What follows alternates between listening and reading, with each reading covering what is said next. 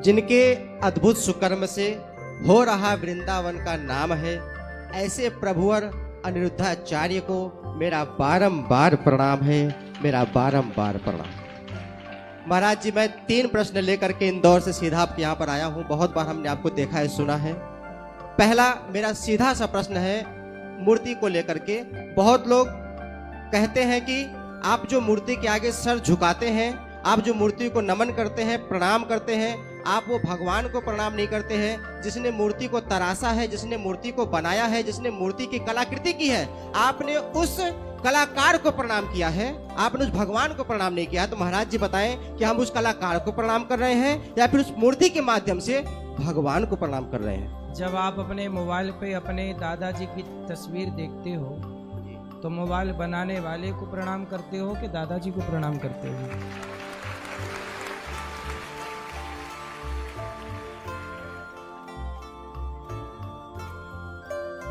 जी दादाजी की फोटो है आपके घर पे? जी जी बिल्कुल है।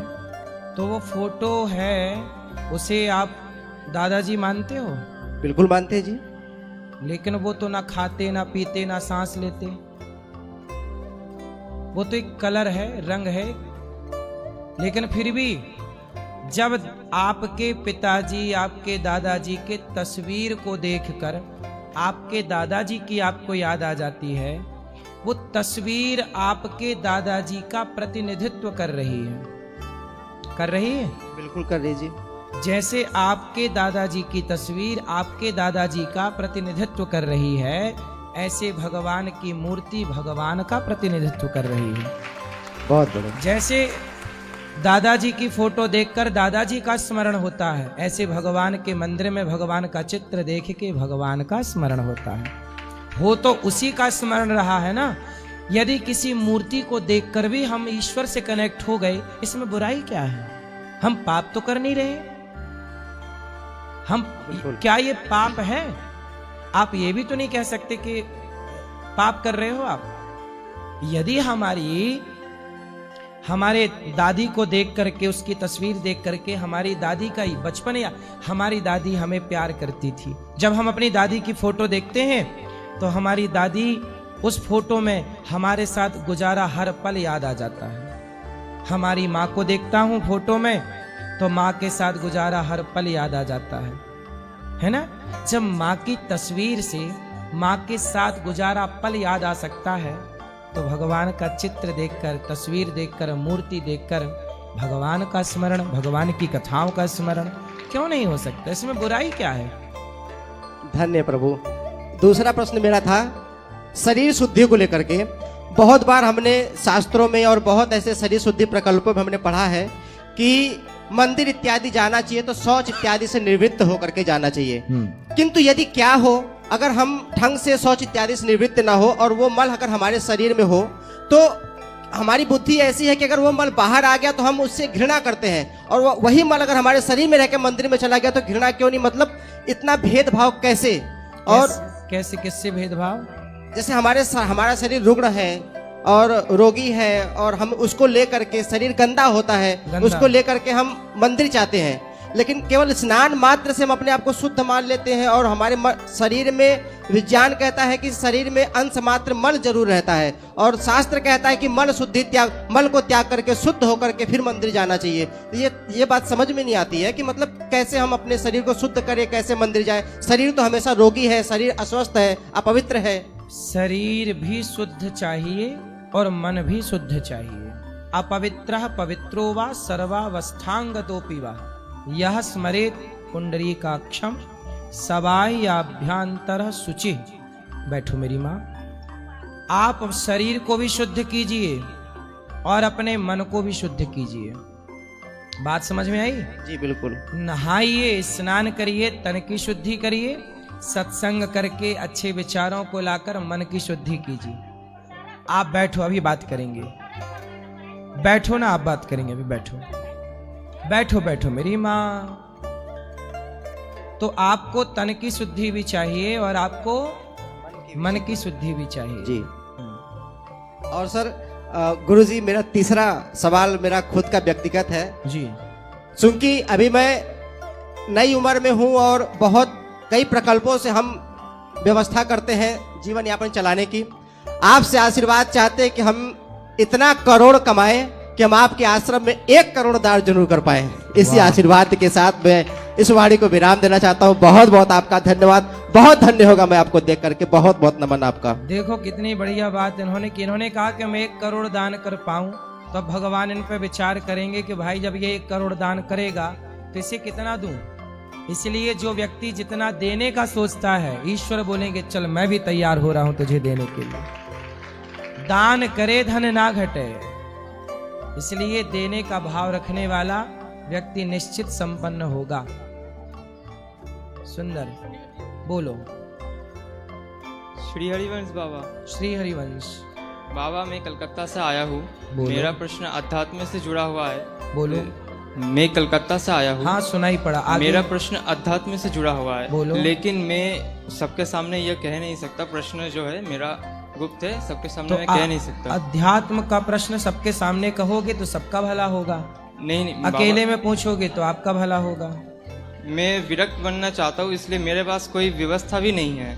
इसलिए मैं आपके पास काम मांगने आया हूँ।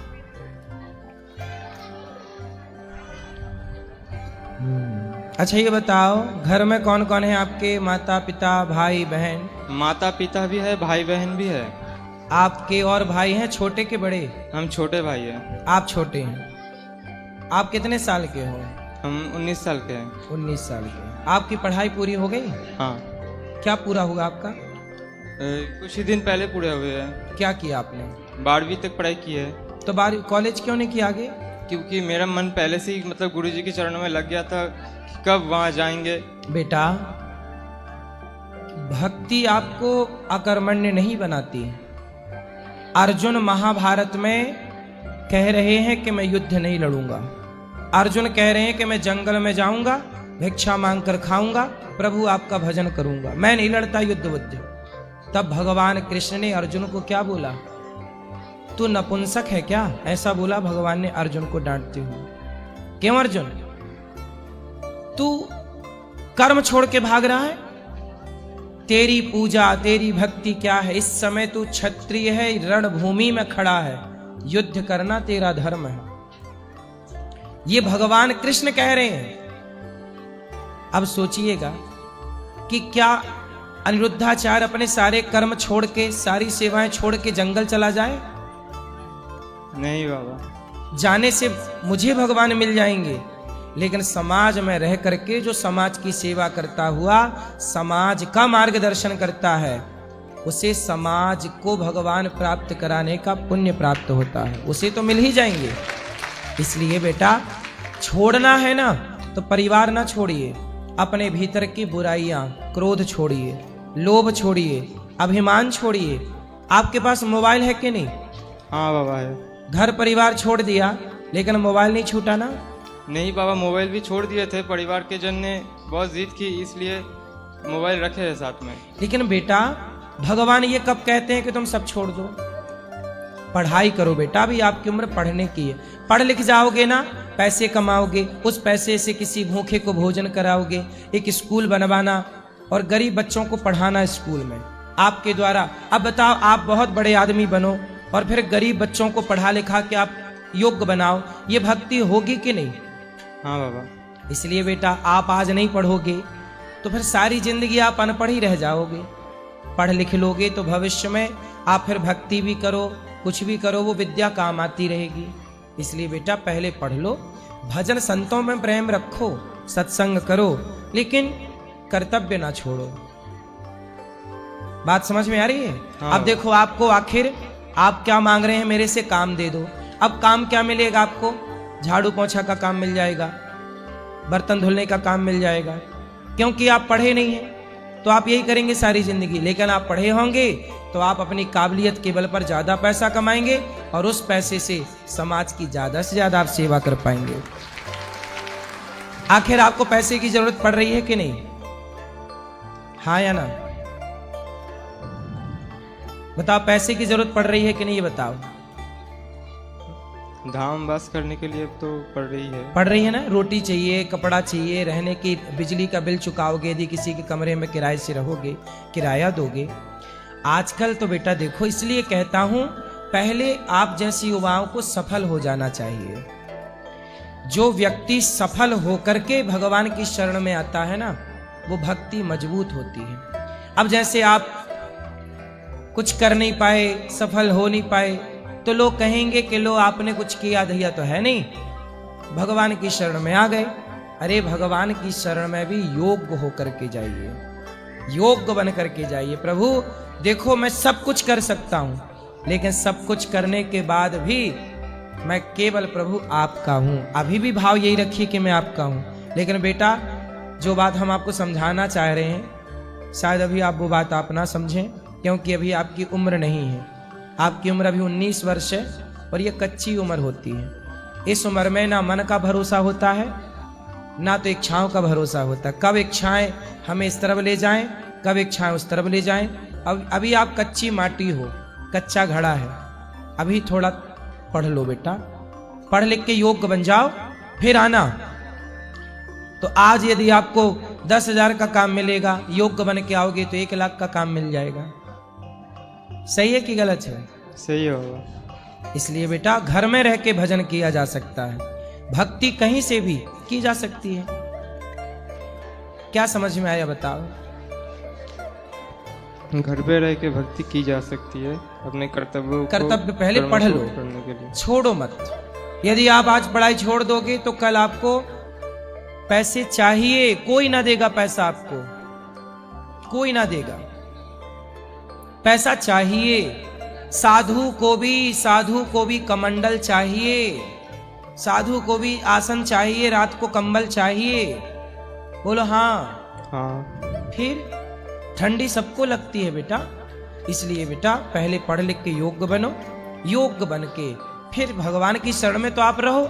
हम और आप किसकी शरण में हैं? आप घर पे रहोगे तो घर पे भी राधा रानी की शरण पे रहोगे, यहाँ रहोगे यहाँ भी। क्या राधा रानी आपके घर पे, आपके वहां पे नहीं है राधा रानी की कृपा?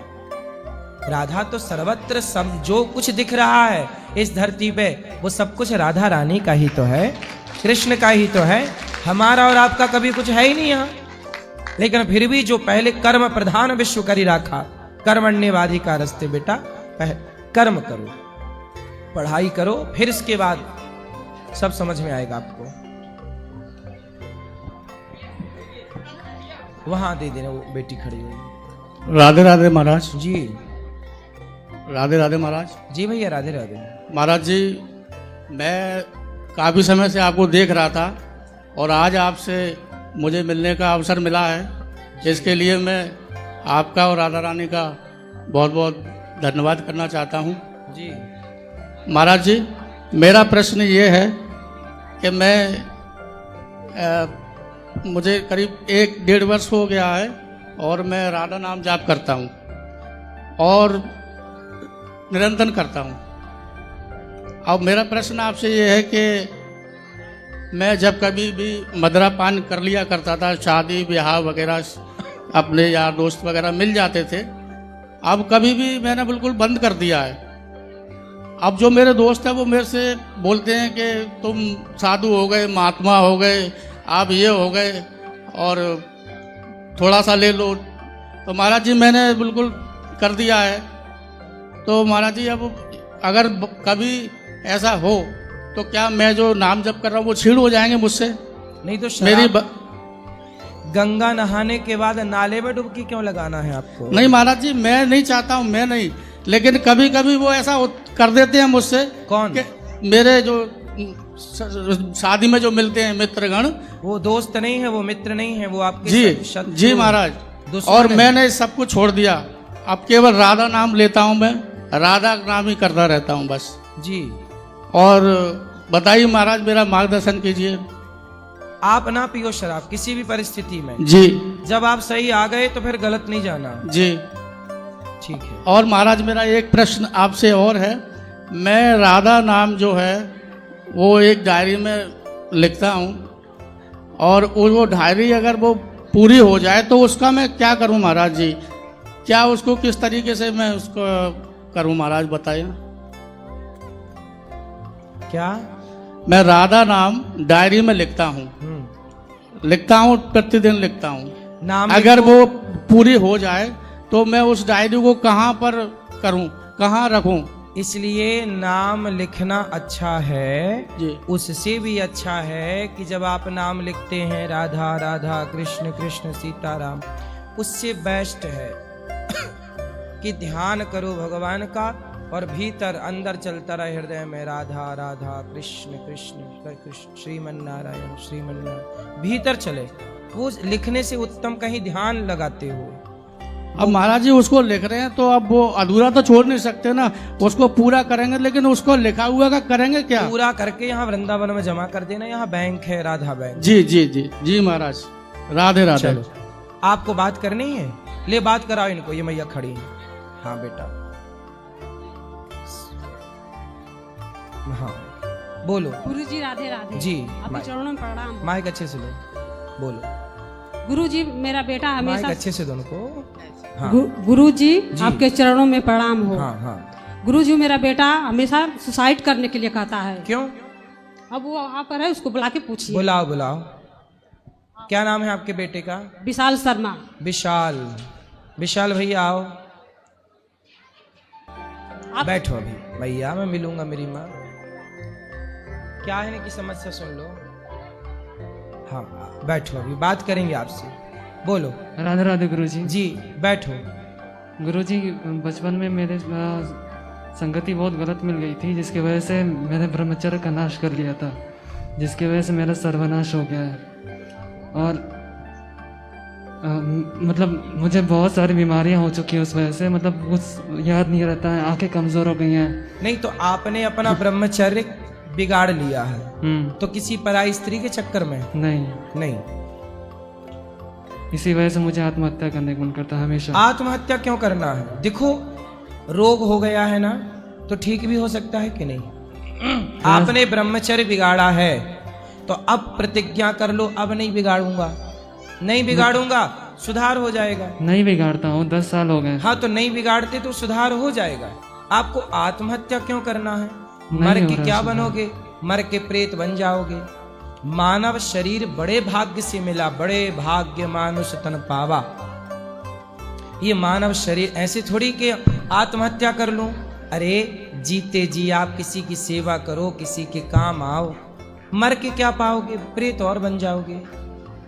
वृंदावन में चाहता हूँ कि मर जाऊँ। वृंदावन में मरना चाहते हो? क्यों? वृंदावन में मरोगे ताकि उद्धार हो जाए। उद्धार हो जाए।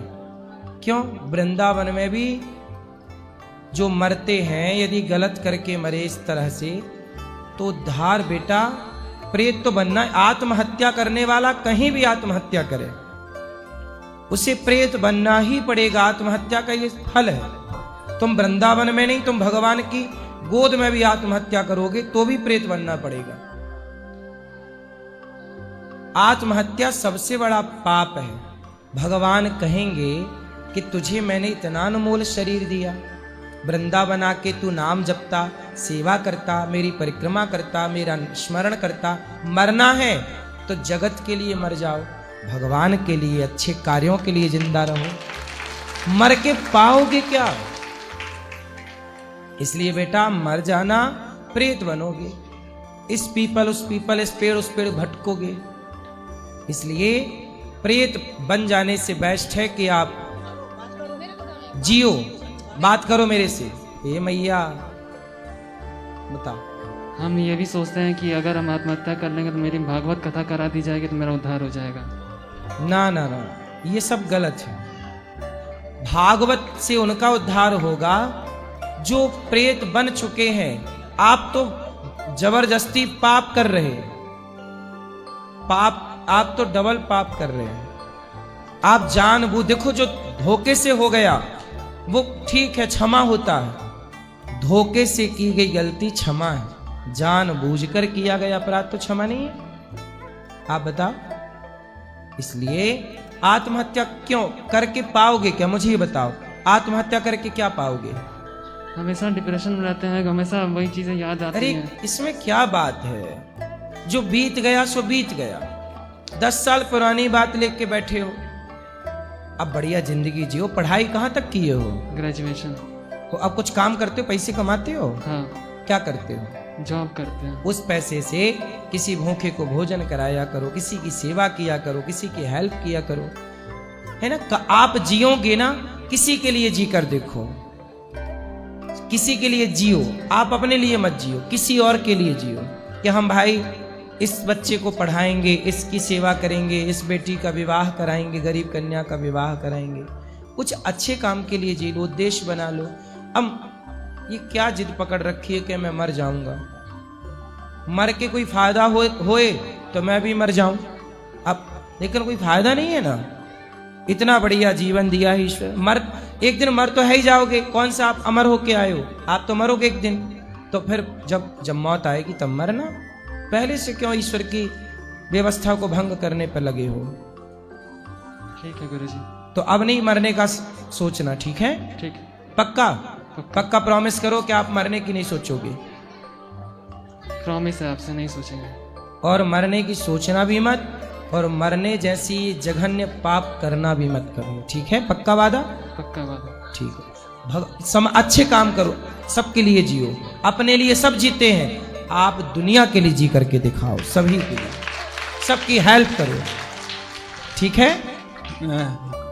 हेलो, समझा रहे थे आप, 2 मिनट इतनी क्या जल्दी? जरूरी है। बोल, कहाँ भागे जा रहे हो आप? मेरे को दिल्ली जाना है। चलो बोलो। रुक जाओ, 2 मिनट रुक जाओ, उसको उसकी पूरी हो जाने दो पहले। पहले मेरा जरूरी है सबसे। तुम भी मर रहे हो क्या? तुम भी मर रहे हो? पिछले 10 सालों से सबने बुरा किया है मेरे साथ। किसने? जहां भी गया हूं मैं। तुम दूसरों के साथ बुरा करोगे तुम्हारा होगा? तुम कौन सा भला कर रहे हो दूसरों के साथ? अब बताओ क्या बुरा हुआ तुम्हारे साथ? सबने धोखा दे दिया मेरे को। किसको? किसने धोखा दिया? आपकी माँ ने? जहां भी नौकरी के लिए गया मैं। नौकरी क्यों करना, बिजनेस करो ना। नौकर क्यों बनना है आपको? कहाँ तक पढ़े हो? College drop out. इतना पढ़े हो, कॉलेज किए हो, तो नौकरी क्यों करना है? नौकरी देने वाले बनो, बिजनेस करो। पर वो फिर पिताजी बोलते हैं कि अपना धंधा शुरू करो। तो कर लो ना धंधा, ठीक तो बोल रहे हैं पिताजी। नौकर कब तक बने रहोगे ये बताओ? कितना कमाते हो? तो उसमें भी तो नौकरी करना पड़ेगा। बिजनेस करने में, बिजनेस तो मालिक होता है भाई, नौकरी देने वाला बनता है बिजनेसमैन। उसमें भी फिर धोखा मिल जाएगा। कौन धोखा देगा आपको? लोग दे देंगे। काहे देंगे? टाटा, बिड़ला, अडानी, अंबानी को कौन धोखा दे रहा है? वो भी ऐसे सोचते तब तो तुम्हारी तरह वो भी परेशान होते। करना कुछ नहीं है, सोच सोच के मर जाना है। हुआ है ना मेरे साथ, इसलिए तो बोल रहा हूं। किसने धोखा दिया? कोई लड़की वड़की के चक्कर में पड़े क्या? लोगों ने दिया है। कोई लड़की ने धोखा दिया आपको? जहां भी नौकरी के लिए गया मैं। नौकरी में धोखा मिला है? हाँ हाँ। कितनी बार? हर जगह।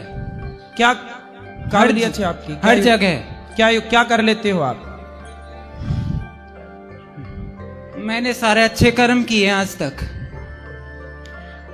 आप मन लगा के, जितना मैंने किया है कोई नहीं कर सकता। सही नहीं कर सकता कोई। जो तुमने किया अभी थोड़ी देर पहले वो कोई नहीं कर सकता।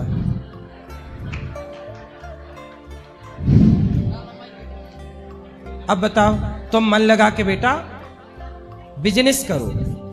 कितना कमाते हो नौकरी में? बिजनेस में भी तो वही होना है। पहले कितना कमाते हो ये बताओ, अभी नौकरी में कितना कमाते हो? मेरे 1 भी रुपए नहीं कमाता मैं। सारा पिताजी का है। सब पिताजी का है? हाँ। तो पिताजी का कोई बिजनेस है? हाँ। तो उस पिताजी के बिजनेस को आगे बढ़ाओ, उसमें मन लगाओ, बाप की संपत्ति बचाओ, बाप के नाम को और आगे पहुंचाओ। क्यों रास्ता भटक रहे हो? पर फिर बात वही आ जाती है कि लोगों के ताने सुनने पड़ेंगे। लोगों को कौन ताने मारेगा? मुझे मारेंगे ना। कौन मारेगा? लोग। क्या बोलेंगे? बोलो, क्या बोलेंगे लोग? क्या बोलेंगे आपको? यहाँ पे क्यों बैठा है? यहाँ पे क्यों बैठा है? तो उनसे बोलो तुम्हारी खोपड़ी में बैठ जाए। यदि तुमसे कोई बोले कि यहाँ क्यों बैठा है, तो उनसे बोलना तुम्हारी खोपड़ी में बैठे। बोलो, जवाब दिया करो। इन नालायकों को। लड़ने के लिए आ जाते हैं। कौन? अरे बाप की संपत्ति बेटा संभाले है, बाप का काम बेटा संभाले, कौन लड़ेगा? बोलो भाई। अंबानी ने अपने बाप की ना संभाल रखी है पूरी संपत्ति, क्यों भैया? पूरा पैतृक संभाला, कोई नहीं बोल रहा है। आप संभालोगे तो आपको कौन बोलेगा? ये क्यों गलत फहमियां पाल रही हो भाई? हुआ है इसलिए तो बोल रहा हूँ मैं। कौन बुआ है? हुआ है मेरे साथ ऐसा। किसने बोला है? सब नहीं बोला है। सबने कौन कौन नाम बताओ? अब ऐसे गिनवाने लग गए तो बस। अरे दो चार तो गिनाओ। अब किसी एक पे कैसे? तो छोड़ दो, दुनिया का काम बोलना। सीता मैया को भी दुनिया ने बोला, दुनिया किसी छोड़ी कि तुम्हें छोड़ेगी, बोलने पे मत जाओ। लोग क्या कहते हैं कहने दो। आप बिंदास हाथी चला बाजार, कुत्ते लगे हजार, मस्त अपना काम करो, कहने वालों के चक्कर में ना पड़ो। ठीक है? ठीक है। चलो माइक दो वापस। अब बताओ। आत्महत्या करने की नहीं सोचेंगे, हैं? नहीं सोचेंगे सुसाइड करने की। आत्महत्या के नहीं सोचोगे? पक्का वादा? वादा। गुरुजी बहुत बार आत्महत्या करने के लिए ये कोशिश किया है। भगवान ने आपकी रक्षा की। भगवान नहीं चाहते कि आप आत्महत्या करो। यदि ईश्वर चाहते तो आप कब के मर गए होते, लेकिन ईश्वर खुद चाहते हैं कि आप जिंदा रहें और समाज के लिए, देश के लिए कुछ करके जाएं। अच्छा, मर तो मुझे भी जाना है, एक दिन मैं भी मरूंगा, लेकिन मरने के पहले जब तक जान है कुछ अच्छा करते हैं। आओ अपने भारत के लिए कुछ अच्छा करते हैं, राष्ट्र के लिए कुछ स्कूल बनाओ, पैसे कमाओ। एक स्कूल मैं बना रहा हूं, ये दास अनिरुद्ध, एक स्कूल निःशुल्क कक्षा 1 से 12वीं तक CBSE बोर्ड का, एक आप बनाओ। अपन दोनों मिलकर काम करेंगे समाज की सेवा। ठीक है? ठीक है गुरुजी। पढ़ाओ बच्चों। आप पढ़े हो ना? आप पढ़ाओ बच्चों को, योग्य गरीब बच्चों को पढ़ाओ, जो नहीं पढ़ सकते, जो आपकी तरह आत्महत्या कर रहे हैं लड़के, उनको मोटिवेट करो। बेटा नहीं, आओ हम तुम्हें पढ़ाते हैं, आओ हम तुम्हें काम देते हैं, आओ हम तुम्हें जीना सिखाते हैं। अरे यार, मरना क्यों सिखाना है? जीना सिखाओ ना। दुनिया तो मर ही रही है, टेंशन में, डिप्रेशन में परेशान है। थोड़ा जी लो ना जिंदगी। मौत आएगी तो मर भी लेंगे, मौत से पहले मरना क्या है ना? मौत आएगी तो मर भी लेंगे, मौत से पहले मरना क्या? गाए जा खुशियों के तराने, ठंडी आहें भरना क्या? मौत आएगी तो मर भी लेंगे, मौत से पहले मरना क्या? लिखा मुकद्दर में, मिटता नहीं मिटाने से। लिखा किस्मत का, मिटता नहीं मिटाने से। बस समय को काट लो भैया किसी बहाने से।